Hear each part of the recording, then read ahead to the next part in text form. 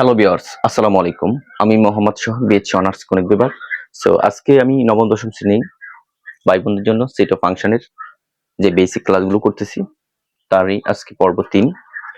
Set যে প্রকারগুলোর ভিতরে আমি যে আগের প্রকারগুলো আলোচনা করছি তারই ধারাবাহিকতা নিয়ে উপসেট, প্রকৃত উপসেট আর সেটের সমতা নিয়ে আজকে আলোচনা করব।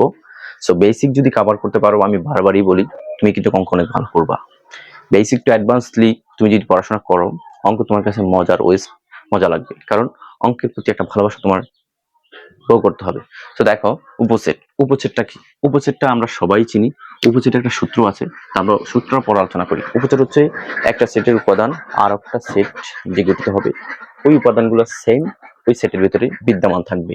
তো উপসেটের সূত্র নিয়ে যদি আমি আলোচনা করি, উপসেট উপসেটের সূত্র হচ্ছে 2 পাওয়ার n, আর nটা হচ্ছে উপাদান সংখ্যা। nটা কি? উপাদান সংখ্যা। তোমাকে বুঝতে হবে উপসেট নির্ণয় আসবে, উপসেট সংখ্যা নির্ণয় করো। এখানে অসংখ্য এমসিকিউ তোমার তোমার বিগত বছর বোর্ডে আসছে। সো দেখো, আমরা যদি উপসেট নির্ণয়ের সূত্রটা যদি একটা জাস্ট অ্যানালাইসিস করি, 2 পাওয়ার n। সো 2, ধরো কোন সেটের উপাদান সংখ্যা 2 3, এখানে কয়টা উপাদান আছে? 1 2, তাহলে এখানে n এর মান হবে 2, এবং এটা যদি আমরা 2 যদি আমরা 2 বার গুণ করি তাহলে আসবে 4। তাহলে এই যে এ সেটের যে উপসেট কয়টা? 4টা। তাহলে উপসেট নিয়ে কি বুঝতে পেরেছো? তারপর উপসেট নিয়ে আরো অন্য ওয়েতে করা যায়, সেটা আমরা পরে করব, কিন্তু জাস্ট আজকে সূত্র দিয়ে কিভাবে করছি সেটা তোমাকে দেখিয়েছি। যদি আরো দেখো, আরো ভেঙে দেখাই, দেখো পি অফ এ যদি আমি উপসেট নির্ণয় করি, তাহলে এটা উপসেট হবে 2 আর 3 হচ্ছে একবার, যে দুইটা লেখার অপশন সেটা আমরা লিখেছি।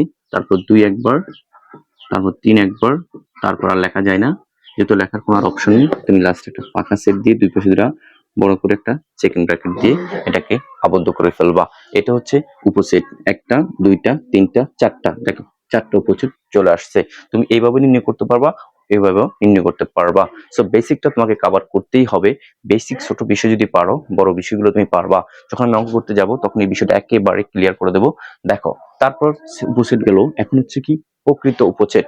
সো প্রকৃত উপসেট যখন আমরা নির্ণয় করব, এখানে দেখো উপসেটের একটা সূত্র আছে 2 পাওয়ার n, আর প্রকৃত উপসেটের সূত্র হলো 2 পাওয়ার n মাইনাস 1। এই দুইটা সূত্র কিন্তু এই অধ্যায়ের জন্য ভেরি ভেরি ইম্পর্টেন্ট। সো একেবারে মাথায় রাখবা, এগুলো হচ্ছে ভেরি ভেরি ইম্পর্টেন্ট দুইটা সূত্র। একটা হচ্ছে প্রকৃত উপসেটের সূত্র, আর একটা হচ্ছে উপসেটের সূত্র। এই দুইটা দিয়ে অসংখ্য এমসিকিউ তুমি পাবা, যেগুলো তুমি তুলে দিয়ে শেষ করতে পারবা বেসিক ক্লাসটা শেষ করার পর। দেখো, আমরা যখন প্রকৃত উপসেট নিয়ে আলোচনা করব, তারটা কি? উপসেট আর হচ্ছে প্রকৃত উপসেট। প্রকৃত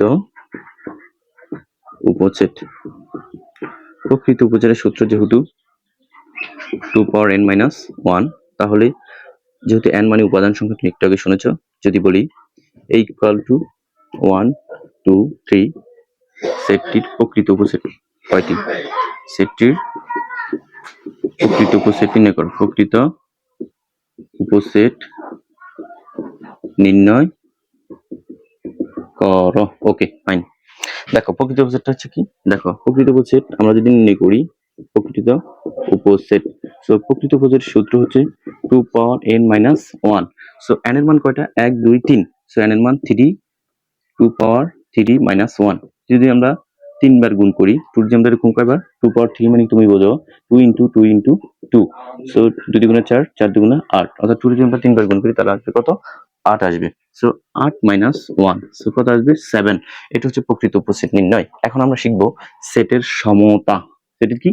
সমতা। তাহলে সেটের সমতা যদি আমরা দেখি, সেটের সমতা, সমতা বলতে ধরো a equal to 1 2 3, b equal to 1 2 3, বা বললাম c ইকুয়াল টু 2 3 4, এরকম যখন একটা সেট বললাম বা এরকম ভিন্ন ভিন্ন সংখ্যা দিতে পারো, তাহলে যখন এরকম লেখা থাকবে a equal to b equal to c, তার মানে a set, b set, c set এগুলো কি? সমান সেট। সো এগুলোর বলে সেটের সমতা। তুমি দেখো, বেসিকটা যদি তুমি স্ট্রংলি করতে চাও, তোমাকে আমার বেসিক পর্বগুলোকে দেখে একেবারে অঙ্কতে যেতে হবে। অঙ্কতে হঠাৎ গেলে তুমি হঠাৎ মনে হবে তুমি অন্য জগতে ঢুকে গেছো। তোমাকে জগতে ঢুকে অন্য জগতে যেতে হবে না, তোমাকে বেসিকটা কভার করে তোমাকে অধ্যায় ভিত্তিক অঙ্কগুলা করলে তুমি যেটা বুঝতে পারবা। বেসিকটা কভার করে তুমি এমসিকিউ করতে গেলে তুমি তুলি দিয়ে এমসিকিউ গুলা শেষ করে ফেলবা।